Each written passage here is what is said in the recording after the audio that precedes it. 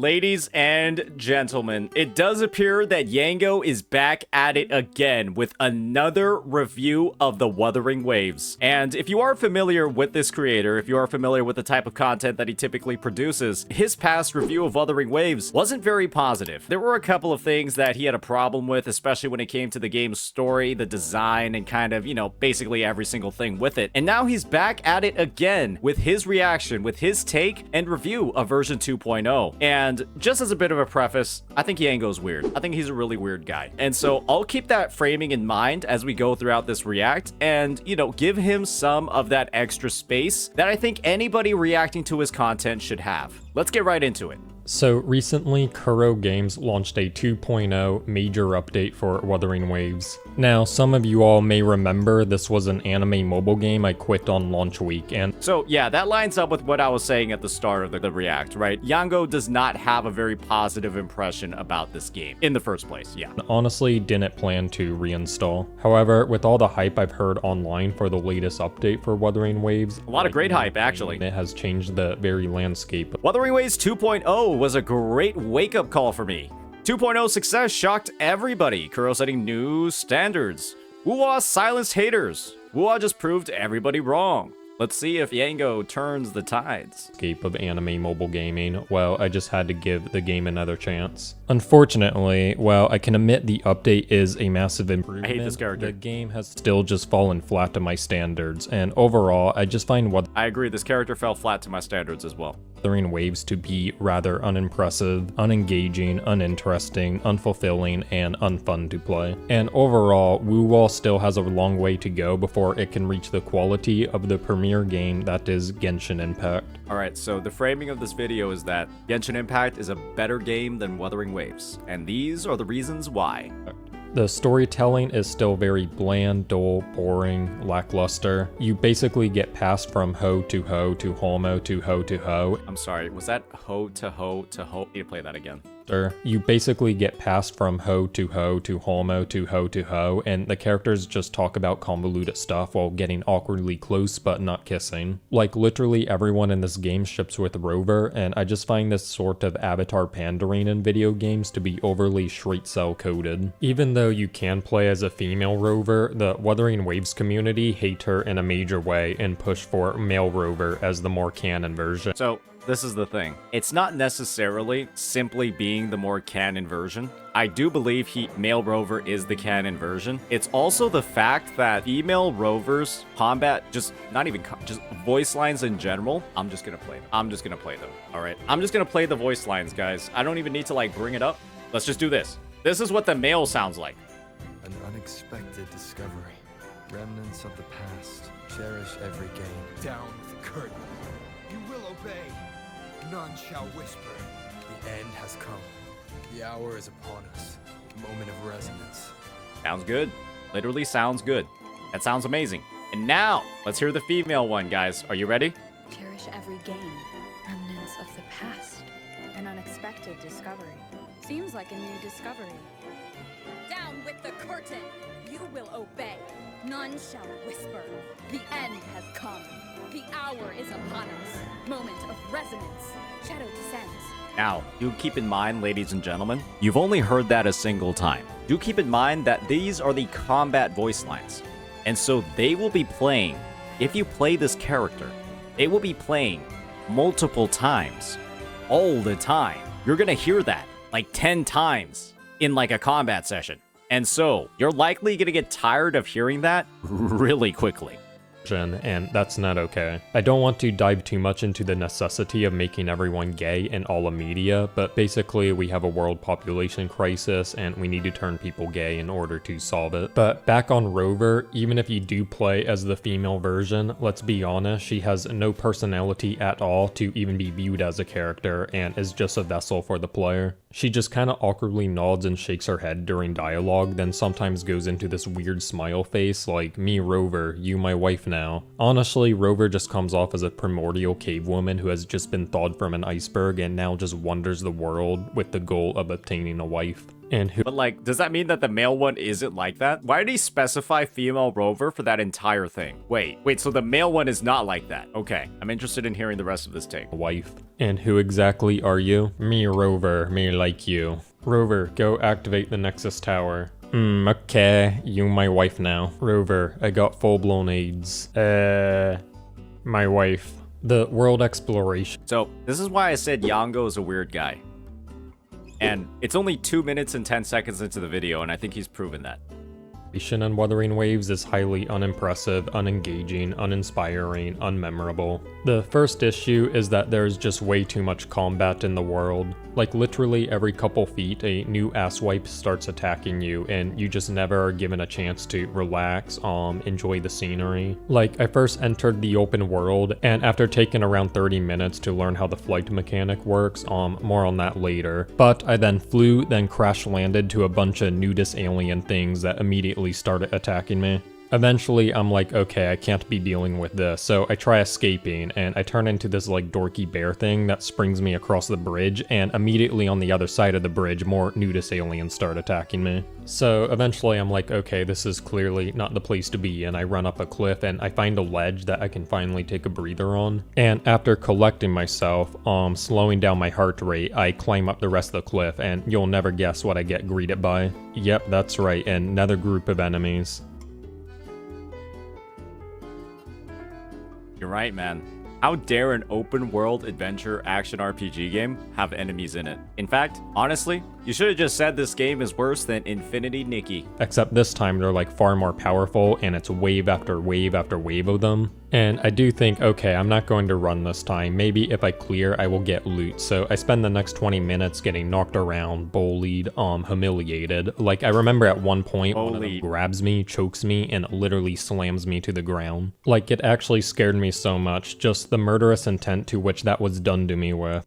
I've never seen this attack animation.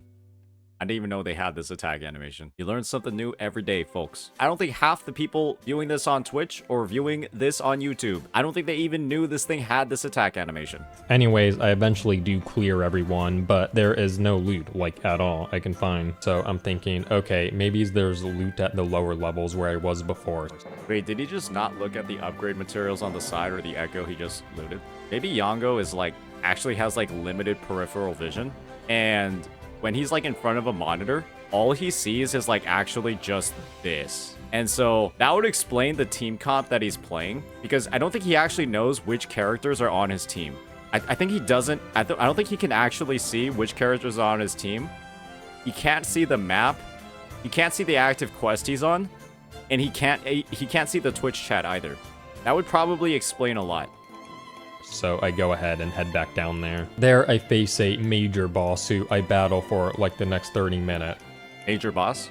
Maybe his vision is so limited he can't see the HP bar either when a boss actually does show up on the screen. Play with the context that Yango only sees in like this cube or like this rectangle on his screen.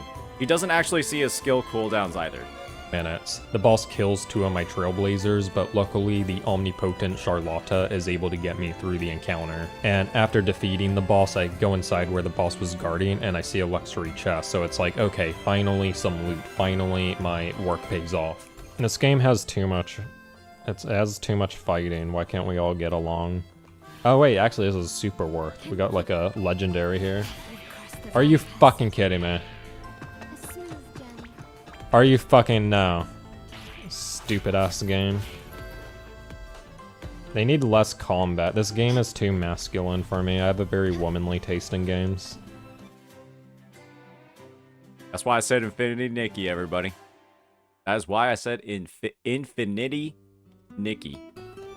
I then proceeded to accidentally trap myself and get molested by the mimic chest for a next horrifying 10 minutes. And at this point, honestly, I was just pretty much done with the game. Overall, I just find the world of Wuthering Waves to be very stressful, very unwelcoming, unsettling, uninviting, and unfriendly. Everything in the world is just trying to kill me nonstop, and it's just, well, it's just very annoying. Now, perhaps if my rovers were more powerful, the game would be more enjoyable, but the thing is, I can't even defeat the boss to farm for my Carlotta's level up materials. Can somebody please teach Yango how to play the game? Because this is the thing, ladies and gentlemen. I see a lot of people saying that this is satire and or parody. I genuinely do think, though, that when it comes to satire and parody, ladies and gentlemen, there is always an element of truth in the matter. There is always at least a little bit of truth when it comes to how this satire or parody is made. I actually do think that Yango cannot beat these bosses. For those who do not know, Carlotta is the most powerful rover in this video game, so it's just lame that I'm blocked. Guys, he's doing this on stream. And so unless his stream content is focused around him getting his ass beat like a drum intentionally for the entire stream, I actually do think that there's a level of truth to these problems. From leveling her up because I lack the quote-unquote skill to defeat her boss. And yes, I'm being highly sarcastic in my use of skill there because really this game takes no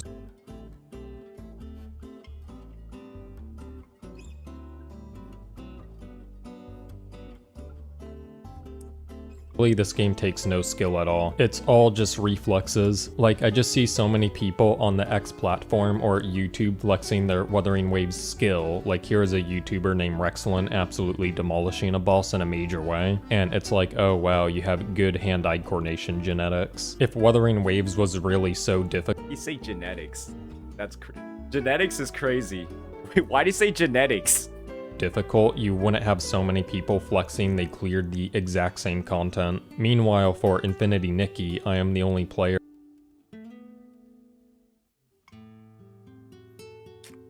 Not pre-watched. Not pre-watched, by the way. in the world who has scored 100 points on kickball. And I just bring this up to preemptively disarm anyone saying I have a skill issue, because what I accomplished in Infinity Nikki requires way more skill, thinking, strategy, planning, understanding of the game's physics than anything in Wuthering Waves. My point is, me not being capable of beating Carlotta's boss is not a skill issue, it's a genetics issue. I'm just too white and slow, and this is why I'm paying someone on the Fiverr platform to do it for me. And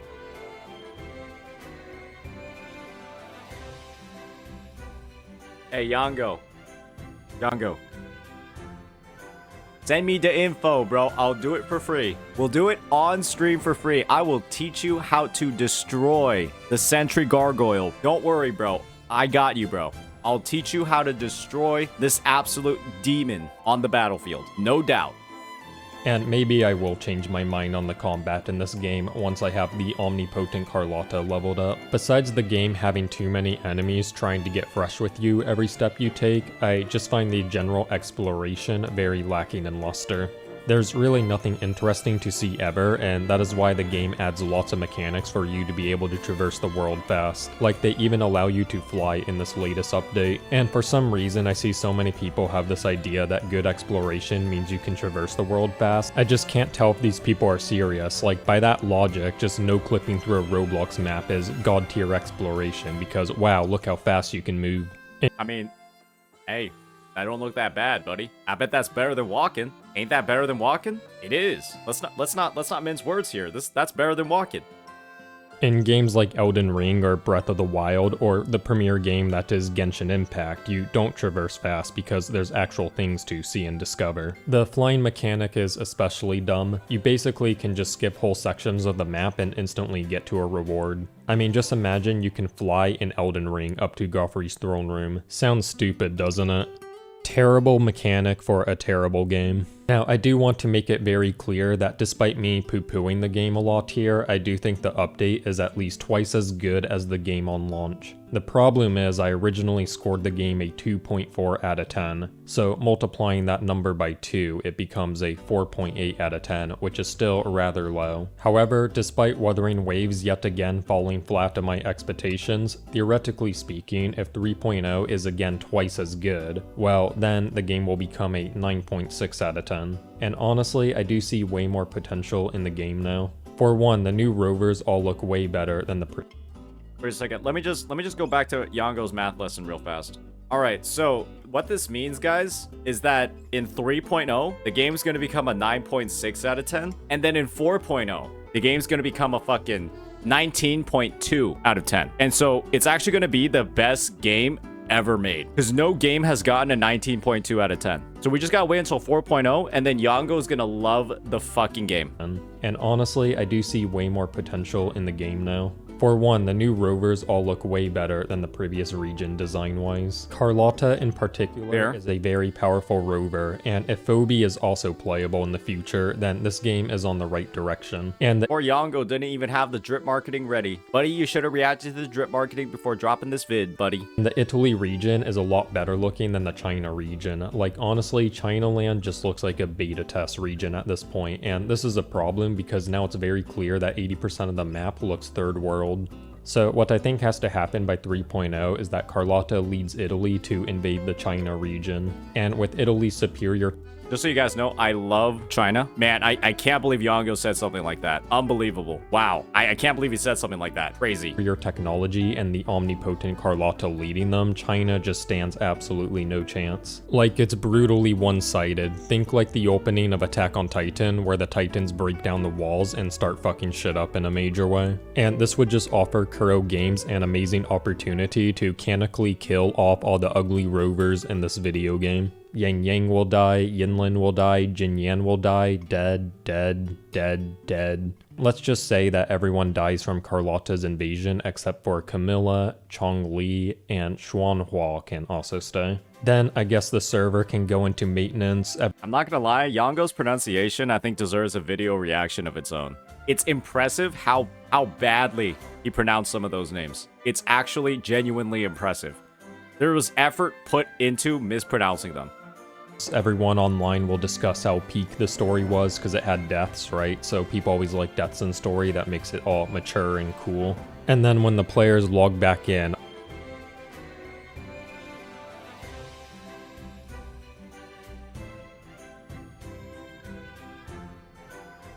Yango, let's fix your account, buddy. You need some help. You need a lot of help, buddy. and all these ugly trailblazers will be deleted from the game, except for Chong Li and Camilla will be on the standard banner. All right. So overall, I think that Yango's video was, there were a couple of points that he was pretty on point on. I think the main one that I agreed with was that Carlotta looks good, but everything else in here was a little bit interesting. I think that there were a couple of very unique takes that probably nobody else in the gacha gaming space has had or ever will have. And overall, yeah, those are 9 minutes of my life that I think I wished I could have back. And I assume that that is a common experience for pretty much every single person that watched this thing. So keep it up, Yango. I love this mission that you have of actively making every single gacha player's life worse, and you have accomplished it here. Well done, man. Appreciate it. Give him a like and a subscribe, and I will see you all later. Peace out.